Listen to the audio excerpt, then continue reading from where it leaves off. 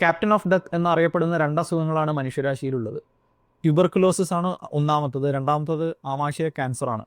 ആമാശയ ക്യാൻസറിനെ captain of death എന്ന് വിളിക്കാനുള്ള കാരണം അതിൻ്റെ ഹൈ മോർട്ടാലിറ്റി ആയിരുന്നു. പണ്ട് കാലങ്ങളിൽ അതിൻ്റെ മരണ റേറ്റ് വളരെ കൂടുതലായിരുന്നു. അതുകൊണ്ടായിരുന്നു പണ്ട് കാലങ്ങളിൽ ക്യാപ്റ്റൻ ഓഫ് ഡെത്ത് എന്ന് ആമാശയ ക്യാൻസറിനെ വിളിക്കാറുള്ളത്. ആമാശയ ക്യാൻസറിന്റെ പ്രിവലൻസ് വെച്ച് നോക്കുകയാണെങ്കിൽ actually it is the 5th most commonly diagnosed cancer and it is the 4th leading cause of cancer death. ഇന്ന് നമ്മൾ സംസാരിക്കാൻ പോകുന്നത് ആമാശയ ക്യാൻസറെ കുറിച്ചാണ്. ആമാശയ ക്യാൻസർ ആമാശയത്തിന്റെ ഭിത്തിയിൽ നിന്നാണ് ഒറിജിനേറ്റ് ചെയ്യുന്നത്. ആമാശയത്തിന്റെ ഭിത്തിയിൽ പല ലെയർ ഉണ്ട്. അതിന്റെ ഉള്ളിലത്തെ ലെയർ മ്യൂക്കോസ എന്ന് പറയും, അതിൽ നിന്നാണ് ഉത്ഭവിക്കുന്നത്. ഇനി ആമാശയ ക്യാൻസർ ആർക്കൊക്കെ വരാം എന്ന് നമുക്ക് നോക്കാം. എച്ച് പൈലോറി അണുബാധ ഉള്ള ആൾക്കാർക്ക് ആമാശയ ക്യാൻസർ വളരെ കൂടുതലായിട്ട് കാണാറുണ്ട്. അതായത് എച്ച് പൈലോറി ഉള്ള ആൾക്കാർക്ക് എല്ലാവർക്കും ആമാശയ ക്യാൻസർ വരുമെന്നല്ല, പക്ഷേ ആമാശയ ക്യാൻസർ ഉള്ള ആൾക്കാരിൽ പലർക്കും എച്ച് പൈലോറി അണുബാധ ഉള്ളതായിട്ട് കണ്ടെത്തിയിട്ടുണ്ട്. രണ്ടാമത്തത് പുളിച്ചു തേട്ടൽ. വർഷങ്ങളായിട്ട് പുളിച്ചു തേട്ടി ഗ്യാസ്ട്രോഇസോഫേഗൽ റിഫ്ലക്സ് ഡിസീസ് എന്ന് പറയും. അങ്ങനെയുള്ള ആളുകൾക്കും ആമാശയ ക്യാൻസറിനുള്ള സാധ്യത താരതമ്യേന കൂടുതലാണ്.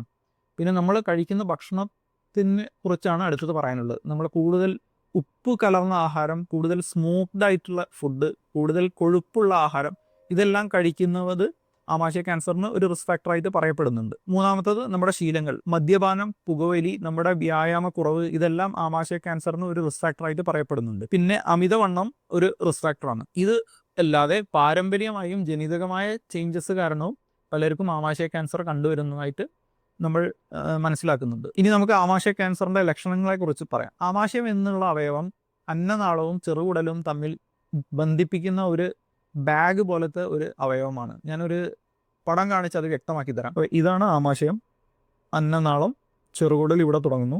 അപ്പം ഞാൻ പറഞ്ഞു ആമാശയം എന്ന് പറഞ്ഞാൽ അന്നനാളവും ചെറുകുടലും തമ്മിൽ കണക്ട് ചെയ്യുന്ന ഒരു ബാഗ് പോലത്തെ അവയവമാണ്.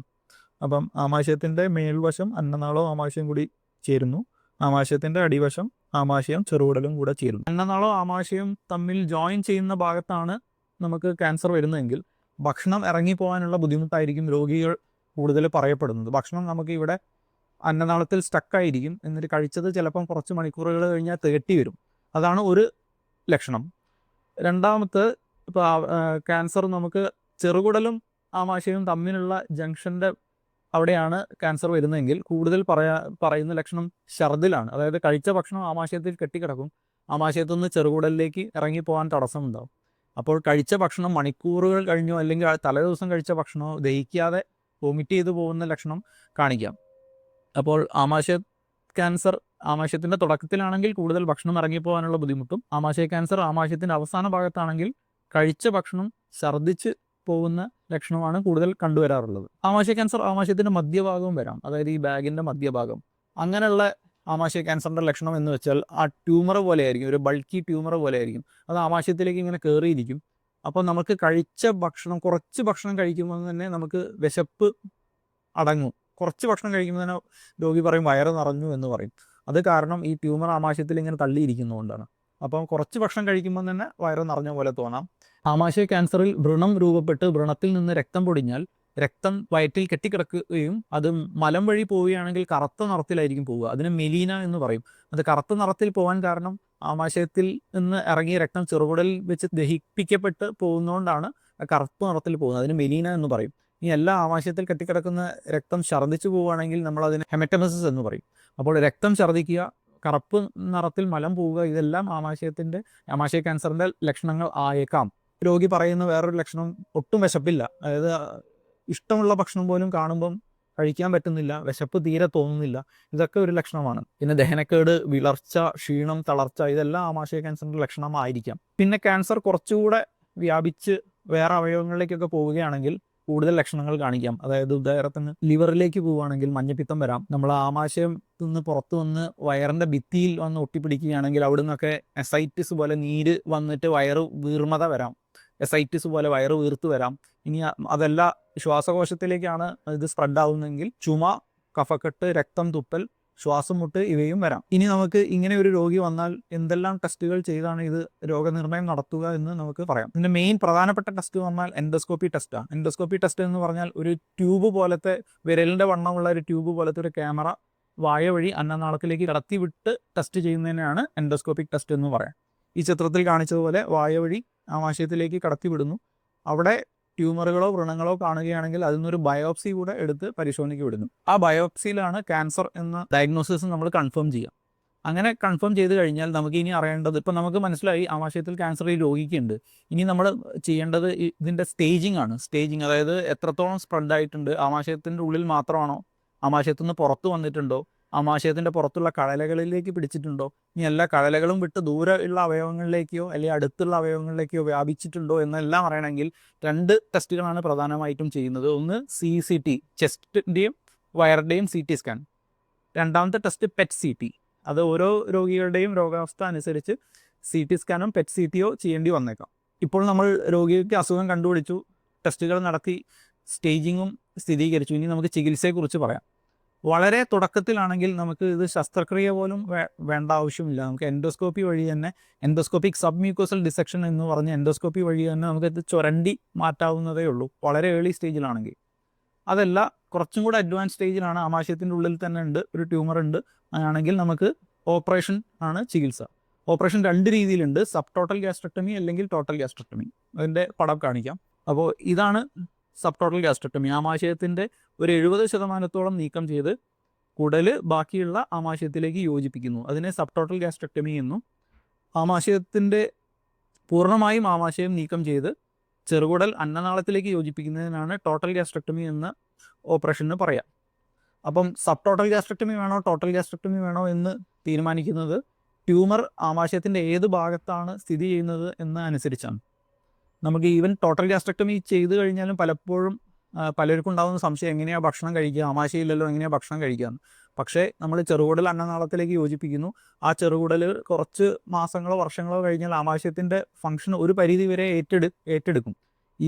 നമ്മൾ ടോട്ടൽ ഗ്യാസ്ട്രക്ടമി എന്ന ഓപ്പറേഷൻ കഴിഞ്ഞ് ഈവൻ ബിരിയാണി പോലും കഴിച്ച് നടക്കുന്ന ആൾക്കാരുണ്ട്. അവർക്കൊന്നും വേറെ ബുദ്ധിമുട്ടുകളൊന്നും അവർ പറയാറില്ല. ഇനി നമുക്ക് ആമാശയത്തുനിന്ന് അസുഖം പുറത്തു വന്നു, കഴലകളിലേക്ക് ഒക്കെ വന്നിട്ടുണ്ടെങ്കിൽ നമ്മൾ ചിലപ്പോൾ നേരിട്ട് ശസ്ത്രക്രിയ ആയിരിക്കില്ല ചെയ്യുക. ആദ്യം 3 സൈക്കിൾ കീമോതെറാപ്പി കൊടുത്ത് അസുഖത്തിന് ചുരുക്കിയായിരിക്കും ഓപ്പറേഷൻ ചെയ്യുക. അതായത് കീമോതെറാപ്പി കൊടുക്കുന്നു, അസുഖം ചുരുങ്ങുന്നു, ഓപ്പറേഷൻ ചെയ്യുന്നു, അത് കഴിഞ്ഞിട്ട് ഒരു 3 സൈക്കിൾ കീമോതെറാപ്പിയും കൂടെ കൊടുക്കുന്നു. അതാണ് അടുത്ത ലെവലിൻ്റെ ചികിത്സ. ഇനി ഇതുമല്ല, ഓൾറെഡി നമ്മൾ അസുഖം കണ്ടുപിടിക്കുമ്പോൾ തന്നെ പല സ്ഥലത്തും സ്പ്രെഡായിട്ടുണ്ട്, ദൂര സ്ഥലത്തോട്ടൊക്കെ സ്പ്രെഡായിട്ടുണ്ടെങ്കിൽ നമ്മൾ കൂടുതൽ സാന്ത്വന ചികിത്സയിലേക്കായിരിക്കും പോവുക. അതായത് രോഗിയുടെ അസുഖം ഓൾറെഡി സ്റ്റേജ് 4 ആണ്, പല സ്ഥലത്തും സ്പ്രെഡ് ഉണ്ട്, പക്ഷേ രോഗി ആരോഗ്യം ഓക്കെ ആണെങ്കിൽ നമുക്ക് കീമോതെറാപ്പി കൊടുത്ത് അത് ചുരുക്കിയെടുക്കാനുള്ള ശ്രമം നടത്താം. ഇനിയല്ല, കീമോതെറാപ്പി പോലും കൊടുക്കാൻ പറ്റാത്ത അവസ്ഥയാണെങ്കിൽ നമ്മൾ സാന്ത്വന ചികിത്സ, പൂർണ്ണമായും സാന്ത്വന ചികിത്സയിലേക്ക് പോകും. അതായത് സിംറ്റമാറ്റിക് ട്രീറ്റ്മെൻറ്റ്, രോഗിക്ക് എന്താണോ ബുദ്ധിമുട്ട് അതിനുള്ള ചികിത്സ കൊടുക്കുക.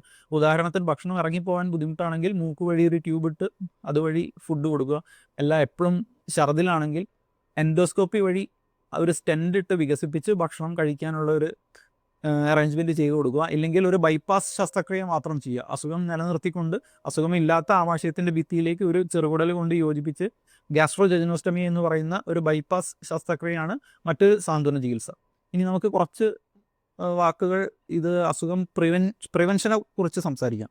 അതായത് നമ്മൾ ഓൾറെഡി പറഞ്ഞു, ഇത് ഭക്ഷണത്തിൽ കൂടെയും ക്യാൻസർ വരാം. അതായത് ഒരുപാട് ഉപ്പിട്ട ആഹാരം കഴിക്കുക, ഒരുപാട് സ്മോക്ഡ് ഫുഡ് ഐറ്റംസ് കഴിക്കുക, ഓയിലി ഫുഡ് ഐറ്റംസ് കഴിക്കുക. അപ്പോൾ ഇതെല്ലാം നമുക്ക് ഒഴിവാക്കാൻ പറ്റുന്ന കാര്യങ്ങളാണ്. അപ്പോൾ അതൊരു പ്രിവെൻഷൻ മെത്തേഡാണ്. അതായത് ഹെൽത്തി ഡയറ്റ്, കൂടുതൽ ഫ്രൂട്ട്സും വെജിറ്റബിൾസും കഴിക്കുക, ഹെൽത്തി ആയിട്ട് ഇരിക്കുക, സ്മോക്കിംഗ് അവോയ്ഡ് ചെയ്യുക, ആൽക്കഹോൾ അവോയ്ഡ് ചെയ്യുക, എക്സസൈസ് നന്നായിട്ട് ചെയ്യുക. ഇതെല്ലാം പല ക്യാൻസർ, ആമാശയ ക്യാൻസറിന് മാത്രമല്ല പല ക്യാൻസറുകൾക്കും ഇതെല്ലാം ഒരു പ്രിവെൻഷൻ സ്ട്രാറ്റജിയാണ്. പിന്നെ വേറെ ഒരു കാര്യം നമുക്ക് ചെയ്യാവുന്നതെന്ന് വെച്ചാൽ, പാരമ്പര്യമായിട്ട് ആർക്കെങ്കിലും അസുഖം ഉണ്ടെങ്കിൽ എൻഡോസ്കോപ്പി ചെയ്ത് നമുക്ക് അസുഖം ഉണ്ടോ ഇല്ലയോ എന്ന് നോക്കുക. അതായത് ഏകദേശം രോഗിക്ക് ഒരു 40 വയസ്സോട് കൂടി അടുക്കുമ്പോഴേക്കും എൻഡോസ്കോപ്പി ചെയ്ത് ഒരു സ്ക്രീനിങ് നടത്തുക.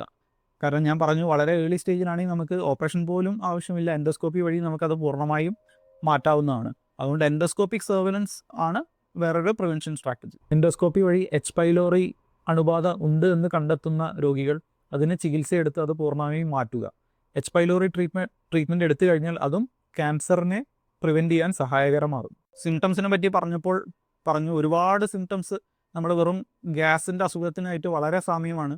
അതുകൊണ്ട് പലരും ഈ സിംറ്റംസ് വരുമ്പോൾ ഗ്യാസാണ് എന്ന് കരുതി ഓവർ ദ കൗണ്ടർ മെഡിക്കേഷൻസ്, അതായത് ഫാർമസി പോയിട്ട് ജസ്റ്റ് ഗ്യാസിൻ്റെ ഗുളിക തരൂ എന്ന് പറഞ്ഞ് ഗ്യാസിൻ്റെ ഗുളിക കഴിച്ച് പോകുന്ന ഒരുപാട് ആൾക്കാരുണ്ട്.